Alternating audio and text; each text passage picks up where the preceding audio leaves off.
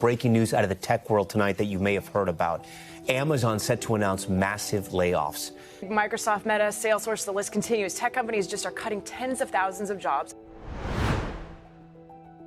A decade ago, working in tech meant you had made it.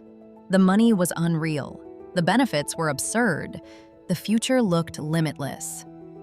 Today, the dream jobs have become layoff announcements, and nobody's safe anymore. Google received millions of resumes annually because everyone wanted in. Fortune magazine crowned it America's best employer year after year. Netflix pioneered unlimited paid time off, on-site massage therapists, gourmet cafeterias, travel stipends. These weren't perks, they were expectations. Software engineers with stock options became accidental millionaires as the market kept climbing. Then the floor collapsed. More than 500,000 tech workers worldwide have been cut loose since the bloodletting began. Meta slashed 11,000 positions, the largest layoff in company history. Elon Musk's Twitter acquisition vaporized 4,000 jobs in a single day, half the global workforce gone before lunch. Google replaced public layoffs with quiet buyout programs, trimming headcount while avoiding headlines.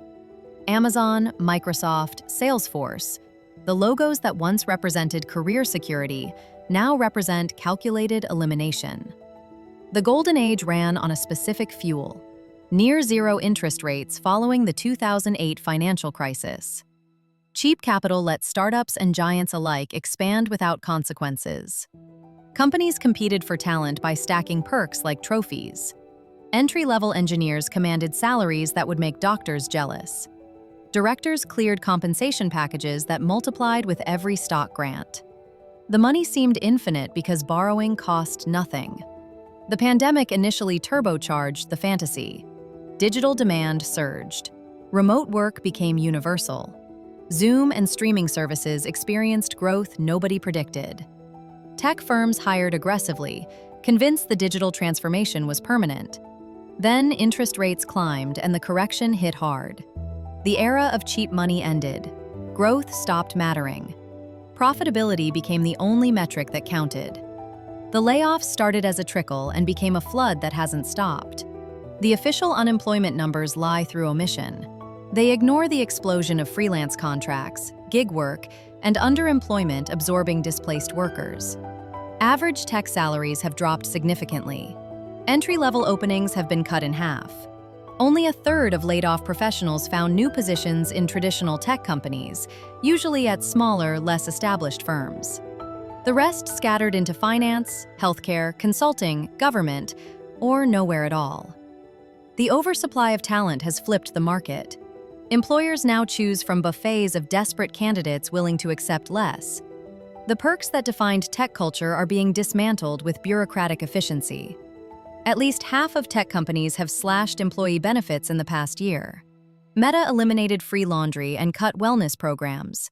Amazon removed spa and gym memberships entirely. Google scaled back its legendary free food and recreational facilities. Intel suspended bonuses during layoffs. Microsoft reduced professional development and eliminated team events. These cuts signal something deeper than cost saving. They mark the death of a philosophy. Tech firms no longer compete on lifestyle. They compete on survival. The cruelest irony writes itself. Artificial intelligence, the technology that was supposed to create unprecedented prosperity, is accelerating the destruction. AI could automate hundreds of millions of jobs globally in the coming years. In programming alone, more than a quarter of US roles have already vanished. Salesforce's CEO admitted AI now handles a third to half of work at his company. The majority of tech workers fear losing their jobs to algorithms within a decade. The machines they helped build are now building their replacements. Behind the AI revolution hides another uncomfortable truth. The technology depends on a shadow workforce of overseas contractors earning poverty wages. Workers in Kenya labeled toxic content for a couple dollars per hour to train the models. Amazon's Just Walk Out technology, marketed as cutting-edge AI, actually relied on over 1,000 workers manually tracking purchases. American tech workers aren't just competing with algorithms, They're competing with humans willing to work for almost nothing. The recovery offers cold comfort. Only half of laid-off workers found new roles within 6 months.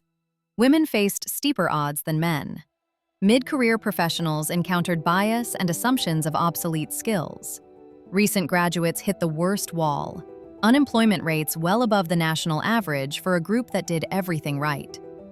Hiring has become a gauntlet designed to filter rather than find.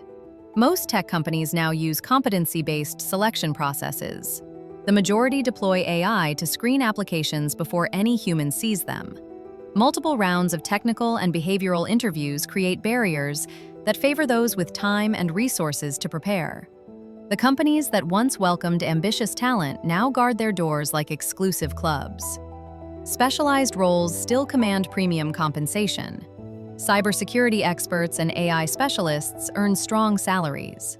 General software developers make considerably less, figures that would have seemed disappointing a decade ago. The industry continues growing, and college students still dream of Google careers. But the dream has fundamentally changed shape. The era of unlimited expansion fueled by free money is over. Profitability trumps perks. Efficiency beats extravagance.